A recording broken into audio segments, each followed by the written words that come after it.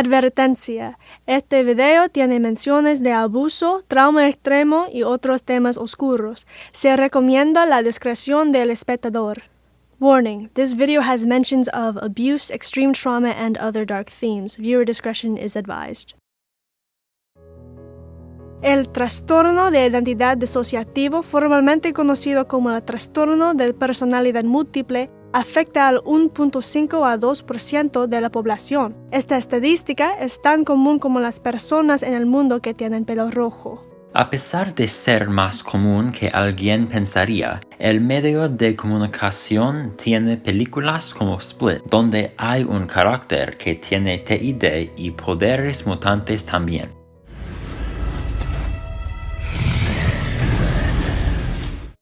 La representación de TID de esta manera es muy peligrosa para la comunidad TID. Con tanta desinformación, muchas personas no saben qué es la realidad de TID. Para ser justo, no mucha de la gente sabe del TID en primer lugar. Así, ¿qué es el trastorno de identidad disociativo? Algunos síntomas de TID son despersonalización, desrealización, confusión de identidad y alteración de identidad. Un requisito para el diagnóstico es la capacidad de desasociar a un grado alto.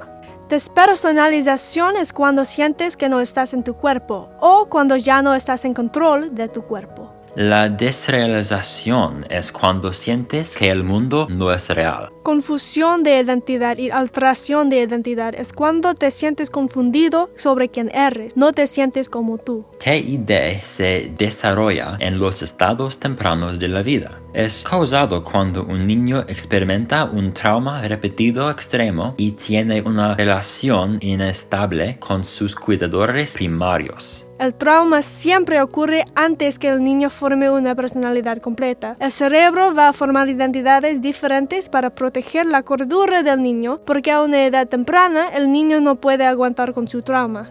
Cuando la respuesta de lucha, vuelo, adula y congelación no funcionó, estados alterados de identidad se forman para la supervivencia del niño. El TID es un mecanismo de defensa con el propósito de protección. Las identidades pueden tener aspectos, edades, religiones, géneros y sexualidades diferentes. Algunos tipos de las identidades son los siguientes.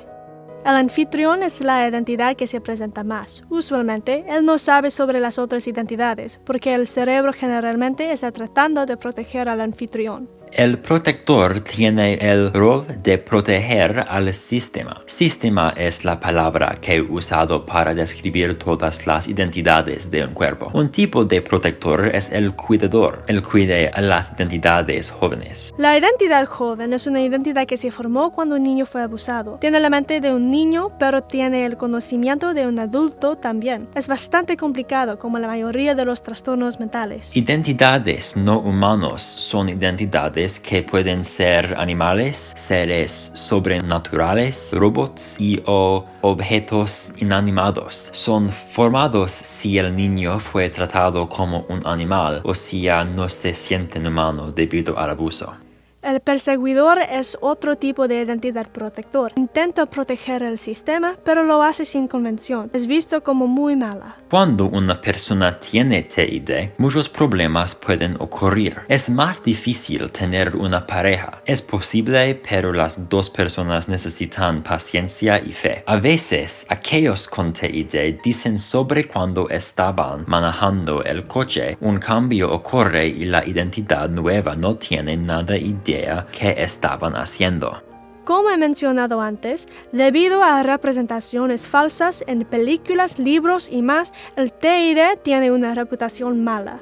We had this friend, right? And after we told them we had DID, this was Chloe at the time, and Chloe said, I'm sorry, I'm getting switchy, I might switch. They looked really scared and they literally moved away and they said, it's not going to be a murderer, is it? She was like, are they going to hurt me? No hay medicinas específicas para TID, pero aquellos que tienen TID toman medicinas para otras condiciones que coexisten. Algunos ejemplos son medicinas anti-ansiedades y antipsicóticos. Debido a que el TID es un mecanismo de defensa causado por trauma y memorias reprimidas, la mejor forma de tratamiento es la psicoterapia, en específico la terapia de charla. Esto ayuda a procesar traumas sin resolver, tomar pasos hacia la integración y, en algunos casos, la fusión de las identidades. La integración ocurre cuando las identidades pueden funcionar juntos. Constantemente sucede en la mayoría de sistemas. Integration is literally bringing these parts closer